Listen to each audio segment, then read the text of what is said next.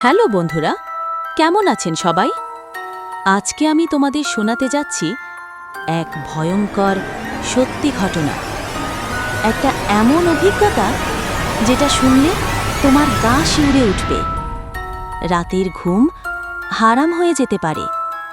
তাই বলছি, আলো নিভিয়ে মনোযোগ দিয়ে শোনো, কারণ এই গল্পটা হয়তো তোমার চারপাশেই কোথাও ঘটে গেছে।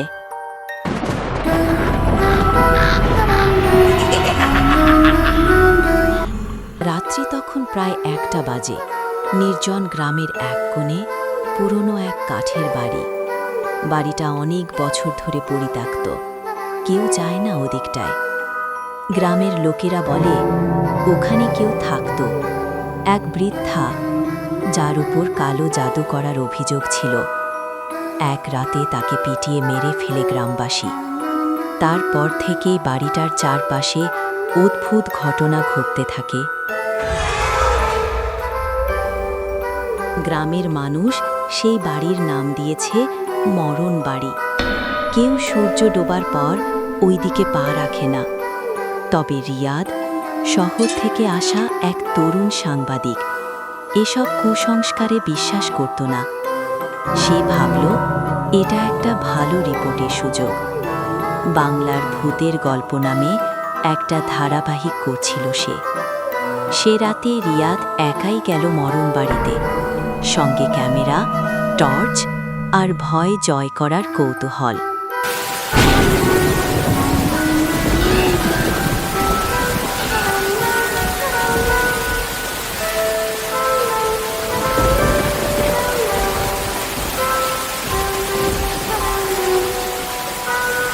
বাড়িতে ঢোকার সঙ্গে সঙ্গে সে অনুভব করল আশপাশের বাতাস ভারী হয়ে গেছে।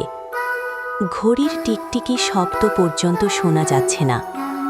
হঠাৎ করে একটা দরজা সরে গেল নিজে থেকেই।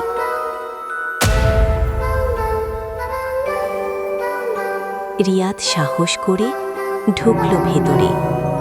দেয়ালে আঁকা অদ্ভুত সব প্রতীক, রক্তে লেখা কিছু শব্দ, আর এক কোণে একটা পুরনো আয়না। আয়নার সামনে দাঁড়াতেই সে দেখল তার পেছনে এক নারীর ছায়া, কিন্তু ঘুরে তাকাতেই কিচ্ছু নেই।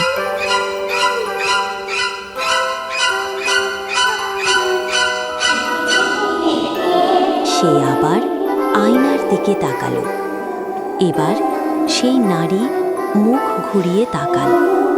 চোখ ছিল আগুনের মতো লাল, চুল এলোমেলো, আর মুখে একটা বিকৃত হাসি।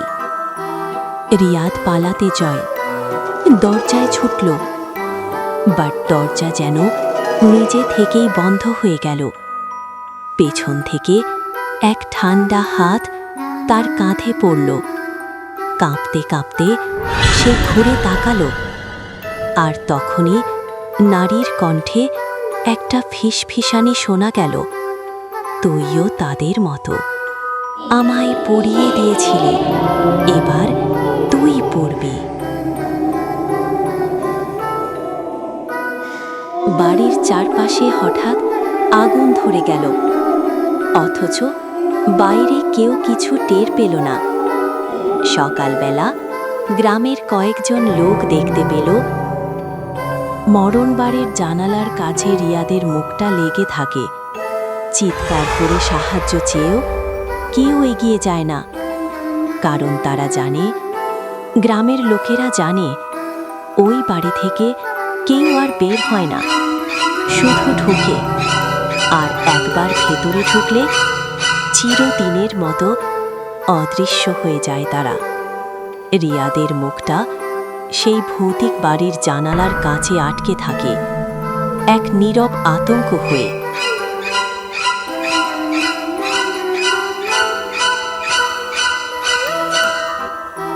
আশা করি কাহিনীটি আপনাদের ভালো লেগেছে।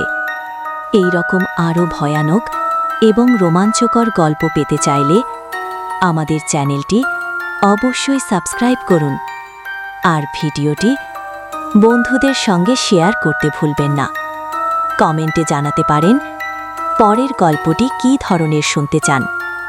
তাহলে দেখা হবে পরের এক গা ছমছমে রহস্যে। ভালো থাকবেন, সাবধানে থাকবেন।